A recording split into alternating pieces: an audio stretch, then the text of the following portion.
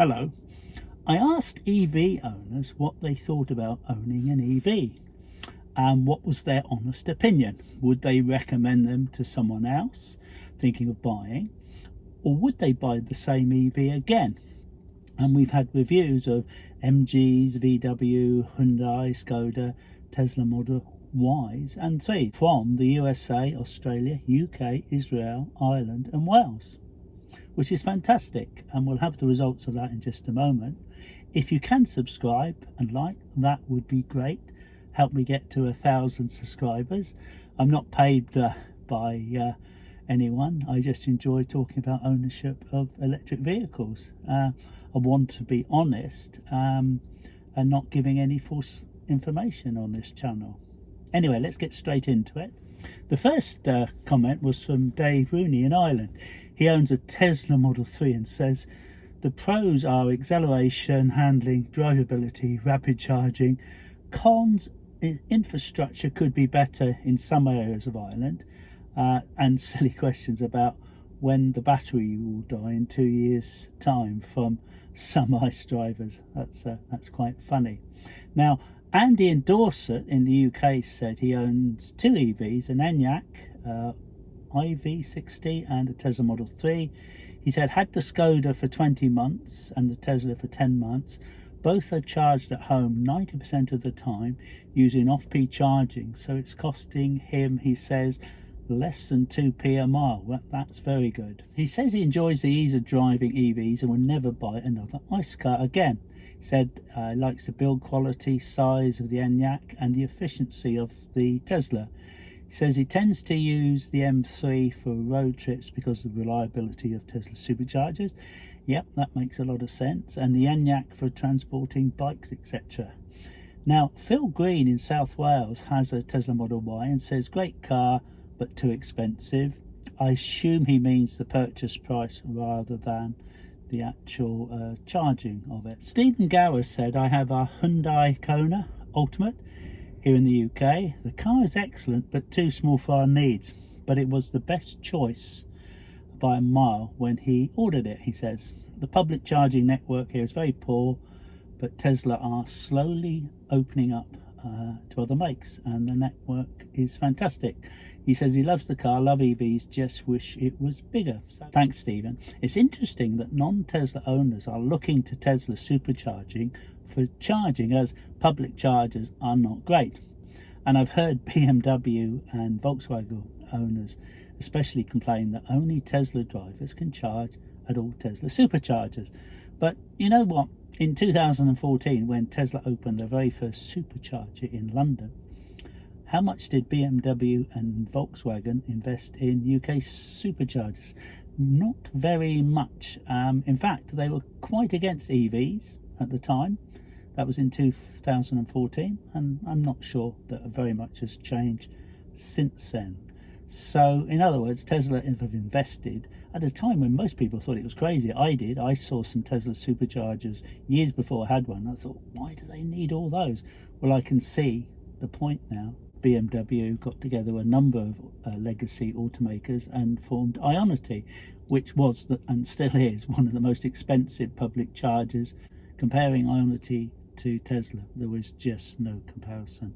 Tesla are almost half the price and they have far more chargers than Ionity. So Notti has two EVs in the UK, a BMW and a Volkswagen, and he says he does 99% of his charging at home using Octopus Go. He says, I've undertaken a couple of longer road trips from home in Sussex to Cornwall twice, and Yorkshire, round trips about 500 miles. Found public charging very straightforward. Says both my cars have been very efficient. I drive an EV because I prefer driving them. Nothing to do with being green. That's a very good point. Earnshot in the UK is a 28 kilowatt Hyundai Ioniq. The car is very efficient, usually 5.1 miles a kilowatt hour. That's brilliant. That's way better than my Tesla. He says he lives in ruralish area. Practical all year range, 130 miles gets him to and from his regular haunts with only charging at home. He's on the cheap overnight tariff. I did see somewhere that someone had said there is no such thing as cheap rate tariffs. You know, the people are denying Octopus Go 9.5p rate exist. Really, they are. There are some people denying that exists. It shows you how much they know. He's on the cheap overnight tariff, and his cost keeps his costs down.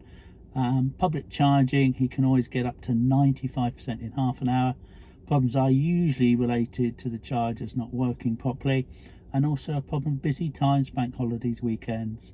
There can be queues for charging. In that myself, when there is problems at bank holidays. He says also, someone is regularly doing a 100-mile road trip, I would definitely recommend it. So Rick Mons owns an MG4 SCSR. First EV, wouldn't have another ICE car, but not sold an MG, as my dealer and purchasing experience was not very good. Currently talking to MG about it. The car has some cheap plastic, which is expected at the price of $26,000, but is still better than an ID3, which is about 10k more. The car is solidly screwed together very well, no creaks, no rattles, even panel gaps all the way around. He says the car has a Bavarian feel to it. Drives is fun. Again, Octopus Go for his tariff, and the switch from Eon was so easy. Now, Rabs in rural New South Wales, Australia, has a Tesla Model 3 long range. Definitely buy it again, he says. Love it. Families and kids. Ours are grown up. I would recommend the Model Y, although the Model 3 is a preferred driver's car of the two. He says the good points are performance, software, efficiency, ease of use. He says safety is good, low running costs. He says he runs on solar. 85% of his driving is solar. That's good. Performance, software, efficient, easy to use, safety, very low running cost, especially running on solar. Bad points, a few niggles, rattles he's had to fix. Rear seat is tight. All the glass makes it too hot in summer.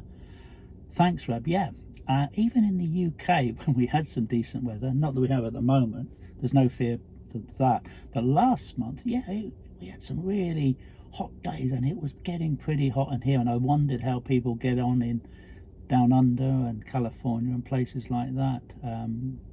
That's interesting. And of course, the very first Teslas had sunroofs, but Tesla said that no one ever used them because they knew if they were using them or not. So D. Gurevich is from Israel, sent in a brilliant review. He owns an MG ZS EV from new. He's done 64,000 miles. Charging initially, he lived in an apartment building with his own parking spot and got a deal for a free charger installed. So the charger and installation cost was paid by the dealer. Now he lives in a house with no driveway. So he's pulled an extension cord to the outside and used the granny charger. And he goes on to say that it's working fine. And his brother now lives in the apartment and has bought his own EV as a result. I think this is what happens, isn't it? Someone buys an EV, then they tell friends and family, and they buy one. He says the car does 80 kilometers daily, 200 kilometers in a day, once or twice. With this demand, problems and breakdowns, absolutely none so far that are worth mentioning. Good build quality, impressed. The budget Chinese car sound system isn't perfect, but far better than anything in the price range. Practically, it's quite spacious. Boot is very usable. Active safety features. It has adequate adaptive cruise control, lane keep assist. It works very well on the freeway. Only drawback is it uses friction brakes when in adaptive cruise control. Maintenance, negligible. Replace the cabin filter once a year, brake fluid once in 2 years, coolant once in 5 years. The only other wear that I can think of is tyre. The car is comfortable.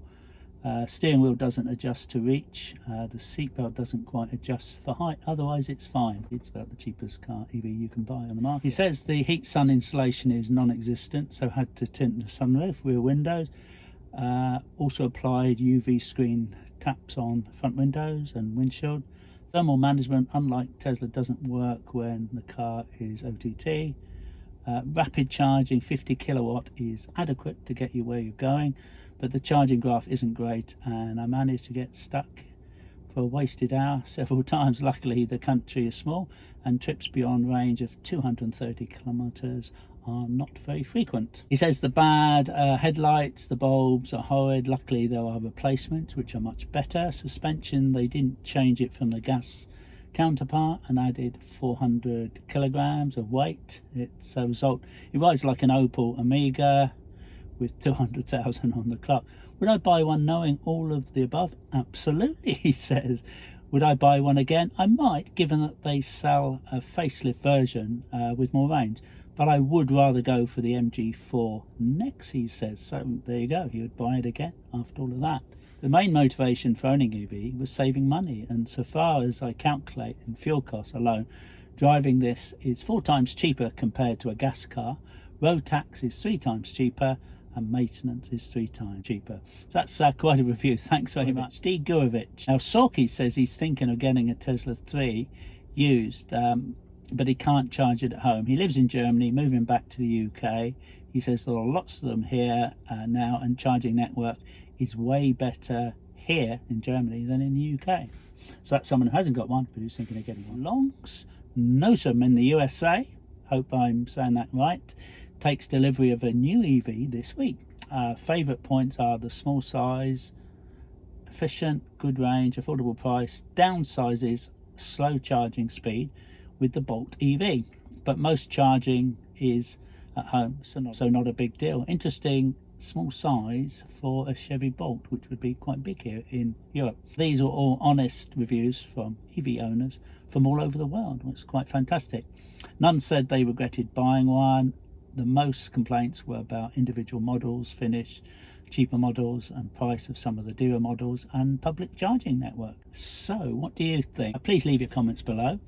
Hope you can subscribe and like, that would be fantastic. Help me to get to 1,000 viewers. Please take a look at some of my other videos, and hope you don't forget to take your reusable coffee mug wherever you go. So thanks very much. See you next time. Take care. Bye.